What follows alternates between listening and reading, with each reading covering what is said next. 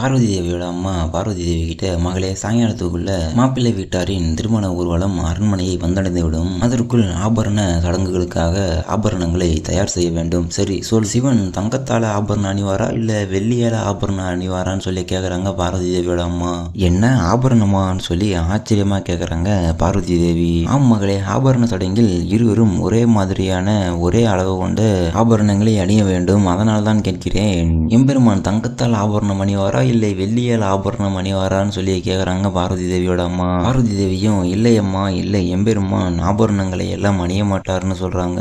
இளவரசி மைனாவதியும், ஆமாம், நான் சிறு குழந்தை போல வந்து கேட்டுக்கொண்டிருக்கிறேன். எம்பெருமான் யார்? தேவர்க்கெல்லாம் தேவர், தேவாதி தேவர். அப்படி இருக்கும் பொழுது அவருடைய ஆபரணங்கள் எல்லாம் வித்தியாசமாகத்தான் இருக்கும்னு சொல்றாங்க மைனாவதி. அப்படியே இந்த பக்கம் ஊர்வலத்திலையும் எல்லாம் சாம்பலை பூசிக்கிட்டு சந்தோஷமா கொண்டாட்டமா வராங்க. இளவரசி மைனாவதி சொன்னது மாதிரியே நம்ம சிவன் வித்தியாசமான ஆபரணங்களை தாங்க அணிஞ்சிருக்காரு. மண்டை ஓட்டு மாலைகளையும் ருத்ராட்சங்களையும் உலகிலேயே அதிக விஷம் கொண்ட பாம்பினையும் தாங்க அணிகளை அணிஞ்சிருக்காரு. எல்லாரும் சந்தோஷமா வந்துகிட்டு இருந்த ஊர்வலத்துல நம்ம நந்தி தேவர் திடீர்னு நின்னுறாரு. என்ன நந்தி, என்ன நின்னுட்ட, முடியலையான்னு சொல்லி நம்ம இந்திரன் கேட்க, இல்லை இல்லை, அதோ பாருங்கள், எனக்கு அன்னையின் அரண்மனை தெரிகிறதுன்னு சொல்றாப்புல நம்ம நந்தி. அதே மாதிரி அரண்மனையும் தெரியுது. அரண்மனைக்கு பக்கத்திலே வந்துட்டாங்க போல. நம்ம சிவனும் நாராயணர்கிட்ட, நாராயணா, பெண் வீட்டு தரப்பிலிருந்து நம் அனைவருக்கும் தங்குவதற்கு இடமும் உண்பதற்கு உணவும் தயார் செய்ய சொல்ல வேண்டும். ஏனென்றால் மாப்பிள்ளை வீட்டாரை பெண் வீட்டார் அழைக்கும் பொழுது எந்த ஒரு குறையும் இல்லாமல் இருக்க வேண்டும்னு சொல்றாப்புல நம்ம சிவன். நம்ம இந்திரனும், மகாதேவா, நம் ஊர்வலத்தில் இன்னும் யாராவது இணைய போகிறார்களான்னு சொல்லி கேட்கிறாப்புல. நம்ம மகாதேவரும் ஆமான்னு சொல்றாரு. யாருடா இன்னும் ஊர்வலத்துல கலந்துக்கலன்னு சொல்லி பார்த்தா, இந்த பக்கம் நம்ம அசுரகுரு சுக்கராச்சாரியர் தன்னுடைய அசுர படைகளே திரட்டிக்கிட்டு வராருங்க. ஓம் நம சிவாயம்னு சொல்லிட்டு அசுரர்களை பார்த்த உடனே நம்ம பூதகணங்கள் இந்திரர்கள் எல்லாருமே அதிர்ச்சி ஆகுறாங்க. நம்ம சுக்கராச்சாரியாரும் வந்து சிவனுக்கு முன்னாடி நின்று, எம்பெருமானே, இந்த சுக்கராச்சாரியாரின் வணக்கத்தையும் வாழ்த்துக்களையும் ஏற்றுக்கொள்ளுங்கள்னு சொல்றாப்புல. இந்த பக்கம் அரண்மனையில பார்வதி தேவி கிட்ட இளவரசி மைனாவதி, சிவன் தங்க ஆபரணங்கள் அணிவாரா இல்ல வெள்ளி ஆபரணங்கள் அணிவாரான்னு சொல்லி கேட்டுட்டு இருந்தாங்க இல்லையா. அதுக்கும் நம்ம இளவரசி மைனாவதிக்கு ஒரு ஐடியா தோணுது. இளவரசி மைனாவதியும், எனக்கு ஒரு யோசனைன்னு சொல்லிட்டு இளவரசர் ஹிமவான் அரசர்கிட்ட, நாம பார்வதி தேவி கிட்ட கேட்டு தெரிஞ்சுக்கிறதுக்கு பதிலா நம்ம ஒரு ஒற்றனை அனுப்பி எம்பெருமான் கிட்டேயே கேட்டு தெரிஞ்சுக்கலாம். இதன் மூலமா என்ன ஆபரணமும் தெரிஞ்ச மாதிரி இருக்கும், ஊர்வலமும் அரண்மனை வந்தடைய எவ்வளவு நேரம் ஆகும்னு தெரிஞ்ச மாதிரி இருக்கும்னு சொல்றாங்க இளவரசி மைனாவதி. நம்ம இளவரசரும், யோசனை நன்றாகத்தான் உள்ளது, வாருங்கள் இப்பொழுதே சென்று ஒற்றனை அனுப்புவோம்னு சொல்லி அங்கிருந்து கிளம்புறாங்க. பார்வதி தேவியும் என்ன பண்ணுறதுன்னே தெரியாம தவிச்சுக்கிட்டு இருக்காங்க. இந்த பக்கம் நம்ம அசுரகுரு சுக்கராச்சாரியாரும் திருமண ஊர்வலத்துல கலந்து கொண்டாரு இல்லையா. அசுரர்களை பார்த்த நம்ம சிவகணங்கள்ல ஒரு குண்டு பையன் மட்டும், என்ன அசுரர்களும் திருமண ஊர்வலத்தில் கலந்து கொள்ள போகிறார்களான்னு சொல்லி கேள்வியை கேட்க, நம்ம நாராயணரும், இங்கே நடக்கிறது சிவனோட திருமண ஊர்வலம், சிவன் இது வரைக்கும் யார்கிட்டையும் ஏற்றத்தாழ்வு காமிச்சதில்லை, அவர் தேவர்களாக இருந்தாலும் ஆண்டியாக இருந்தாலும் சரி சமமாக பார்ப்பவர், ஆகையால் இந்த திருமணத்தில் தேவர்கள், அசுரர்கள், பூதங்கள், மனிதர்கள், முனிவர்கள், அகோரிகள்னு எல்லாருமே கலந்துக்கலாம்னு சொல்றாரு நம்ம நாராயணர். இதை கேட்டதுக்கு அப்புறம் நம்ம பூதகணங்கள், தேவர்கள்னு எல்லாருமே சைலண்ட் ஆகி ஹரஹர மகாதேவான்னு சொல்லி சந்தோஷத்துல கோஷம் விடுறாங்க. நம்ம அசுரகுரு சுக்கராச்சாரியாரும் அவருடைய படையும் ஹரஹர மகாதேவான்னு சொல்லிட்டு அந்த திருமண ஊர்வலத்துல பின்னாடி போய் சேர்ந்துக்கிறாங்க. திருமண ஊர்வலத்தை அங்கிருந்து திரும்பவும் ஸ்டார்ட் பண்றாங்க.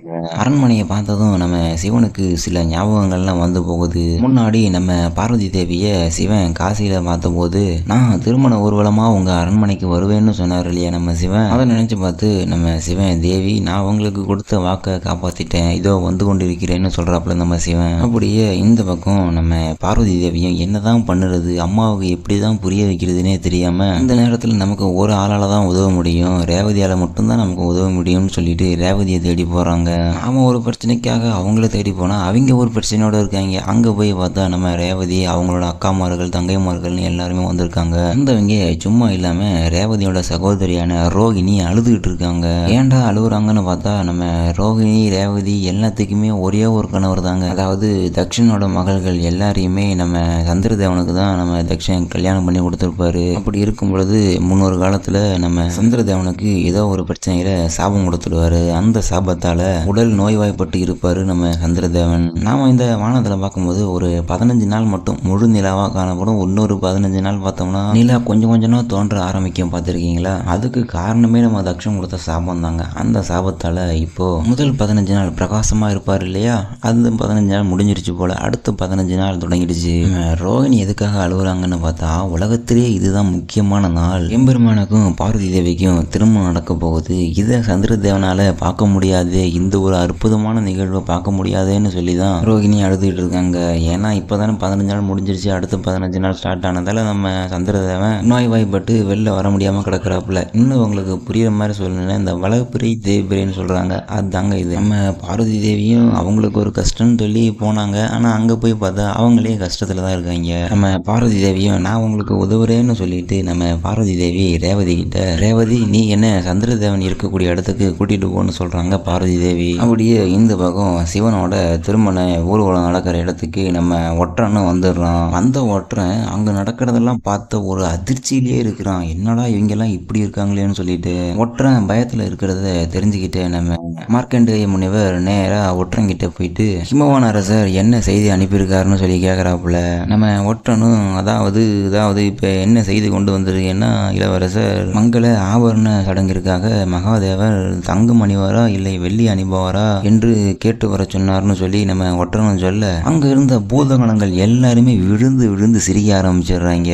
நம்ம ஒற்றனும் ஏயா சிரிக்கிறீங்க, நான் இப்ப என்னையா சொல்லிட்டேன்னு சொல்லி கேட்க, நம்ம சிவகணங்கள்ல ஒரு குண்டு பையன் இருந்தாலும் அந்த குண்டு பையன் மட்டும் முன்னாடி வந்து, மகாதேவர் உலகிலேயே அதிக நஞ்சுடைய பாம்பினை தான் கழுத்தில் அணிகலனாக அணிந்திருப்பார், ஆனால் நீ தங்கமா வெள்ளியா என்று கேட்கிறாயே நண்பான்னு சொல்லிட்டு இன்னும் நம்மால் சிரிக்க ஆரம்பிக்கிறான். நம்ம எம்பெருமானும் அந்த ஒற்றங்கிட்ட, நான் நாகங்களையே அணிகலனாக அணிந்திருப்பவன், அரசர் எனக்காக ஏதாவது கொடுக்க விரும்பினால் அவர்கள் எனக்கு நாகாபரணத்தை கொடுக்கட்டும்னு சொல்றாப்புல நம்ம எம்பெருமான். சரின்னு சொல்லிட்டு நம்ம ஒற்றன் கிளம்பும் போது நம்ம நாராயணர், இந்த சம்பிரதாயத்தை பற்றி நான் நன்கு அறிவேன், அதனால் யோசிக்க சிறிது காலம் அவகாசம் வேண்டும் என்று போய் கூறுங்கள்னு சொல்றாப்புல நம்ம நாராயணர். ஒற்றனும் சரின்னு சொல்லிட்டு அங்கிருந்து கிளம்பிடுறாப்புல. நம்ம மகாதேவரும், என்ன நாராயணா உங்களுக்கே தெரியும் நான் சாம்பலை தவிர வேற எதையும் பூச மாட்டேன்னு, நீங்க ஏன் இப்படி சொன்னீங்கன்னு நம்ம எம்பெருமான் கேட்க, நம்ம நாராயணரும், இல்லை எம்பெருமானே, நீங்கள் பார்வதி தேவி எதை கூறினாலும் அதை நீங்கள் செய்வீர்கள். இந்த சம்பிரதாயத்தை பொறுத்தவரையில் பார்வதி தேவி என்ன நினைக்கிறார்கள் என்பது நமக்கு தெரியாதல்லவா, ஆகையால் தான் இவ்வாறு கூறினேன்னு சொல்றாப்புல நம்ம நாராயணர். நம்ம சிவனும் சிரிச்சுக்கிட்டே, ஆம் நாராயணா, பார்வதி தேவியின் ஆசைகள் எதிர்காலத்தில் எனக்கு முக்கியமானவை,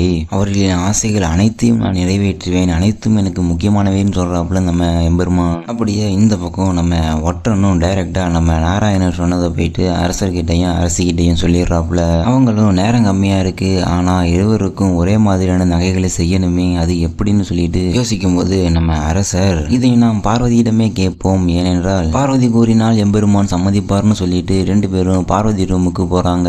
அங்க போனா பார்வதி தேவி அவங்களோட ரூம்ல இல்ல. பார்வதி தேவியோட அப்பாவும், எங்க பார்வதி போயிருக்கா, நம்ம கிட்ட சொல்லாம எங்கேயும் போக மாட்டாங்களே, எங்க போயிருக்காங்கன்னு சொல்லி தேடிட்டு இருக்காங்க நம்ம பார்வதி தேவியோட அப்பாவும் அம்மாவும். இந்த பக்கம் பார்வதி தேவியும் ரேவதி தேவியும் சந்திரனை பார்க்கறதுக்காக சந்திரலோகத்துக்கு வந்திருக்காங்க. பார்வதி, இதுதான் சந்திரலோகத்தின் தலைவாசல்னு சொல்லிட்டு அந்த கதவை திறந்து ரேவதி பார்வதி தேவியை உள்ள கூப்பிட்டு போறாங்க. பார்வதி தேவியும் உள்ள போய் பார்த்தா அந்த இடம் முழுக்க அவ்வளவு அழகா இருக்கு. இந்த இடம் இவ்வளவு அழகாக இருக்கிறது, ஆனா சந்திரதேவனை காணவில்லையேன்னு சொல்லி கேக்குறாங்க பார்வதி தேவி ரேவதி கிட்ட. ரேவதியும், இப்பொழுது சந்திரதேவன் இங்கு இல்லை, வளர்பிறையின் போது மட்டும்தான் அவர் இந்த இடத்தில் இருந்து அவருடைய பிரகாசம் அழகு அனைத்தும் பிரகாசமாக இருக்கும், ஆனால் இப்பொழுது தேய்பிறை நடக்கிறது, அதனால் சந்திரதேவன் இங்கிருக்க மாட்டார், வாருங்கள் அழைத்து செல்கிறேன்னு சொல்லிட்டு இன்னொரு இடத்துக்கு கூப்பிட்டு போறாங்க ரேவதி. அந்த இடத்த பார்த்தா அந்த இடம் அடர்ந்த காடு மாதிரி தெரியுது. இந்த படத்துல எல்லாம் பாலடைஞ்ச பங்களா இருக்கும்ல, அந்த மாதிரி இருக்கு. அங்க போனதும் பார்வதி தேவி, இவ்வளவு அழகான இடத்துல இந்த மாதிரியான ஒரு இடமும் இருக்கா அப்படின்னு ஆச்சரியமா பாக்குறாங்க பார்வதி தேவி. நம்ம ரேவதி தேவியும், இது போலதான் சந்திரதேவனும் 2 வெவ்வேறு வாழ்க்கையில் வாழ்ந்து கொண்டிருக்கிறார்னு சொல்றாங்க ரேவதி தேவி. தேவி பார்வதியும், நான் ஹிமவான் அரசரின் மகள், அது மட்டுமல்லாமல் மகாதேவரின் வருங்கால மனைவி, உங்களை காண விரும்புகிறேன், எனக்கு தரிசனம் தாருங்கள் சந்திரதேவான்னு சொல்லி வேண்டுறாங்க பார்வதி தேவி. உடனே அங்க நம்ம சந்திரதேவனும் வந்துடுறாரு. இங்க வந்த சந்திரதேவன் நிக்க கூட தெம்பில்லாம நின்றுட்டு இருக்காப்புல. நம்ம ரேவதி தேவி தான் ஓடி போய் பிடிக்கிறாங்க. அப்படியே இந்த பக்கம் அரண்மனையில நம்ம மைனாவதியும் பார்வதி தேவியை தேடி போயிட்டு இருந்த போது நம்ம ரோகிணியை பார்த்து, பார்வதி எங்கன்னு சொல்லி கேக்குறாங்க. நம்ம ரோகிணியும், பார்வதி இப்போது அரண்மனையில் இல்லைன்னு சொன்னா இதை கெட்ட சகுனமா நினைச்சு வருத்தப்படுவாங்கன்னு சொல்லிட்டு பார்வதி தேவி ரேவதி கூட தான் இருக்காங்கன்னு சொல்லிடுறாங்க. இளவரசி மைனாவதியும் இப்போதான் எனக்கு நிம்மதியா இருக்கு, எங்கடா பார்வதி நம்ம கிட்ட சொல்லாம வெளியே எங்கேயோ போயிட்டாங்களோன்னு நினைச்சு பயந்துட்டேன்னு சொல்றாங்க. சரி ரோகிணி, நீ போய் ரேவதி கூடயும் பார்வதி கூடயுமே இரு, நாங்க போய் திருமண ஊர்வலத்தில் வரும் மாப்பிள்ளை வீட்டர்களை அழைக்கும் ஏற்பாடுகளை செய்கிறோம்னு சொல்லிட்டு அங்கிருந்து இளவரசரும் இளவரசியும் கிளம்பிடுறாங்க. அப்படியே இந்த பக்கம் சந்திரலோகத்துல நம்ம சந்திரதேவனும் பார்வதி, என்னை மன்னித்து விடுங்கள், நம்முடைய முதல் சந்திப்பு இவ்வாறு வந்துவிட்டது. நீங்கள் முதல் முறையாக சந்திரலோகத்திற்கு வந்திருக்கிறீர்கள், உங்களை என்னால் சிறப்போடு அழைக்க கூட முடியவில்லை, என்னை மன்னித்து விடுங்கள்னு சொல்றாப்புல நம்ம சந்திரதேவன்.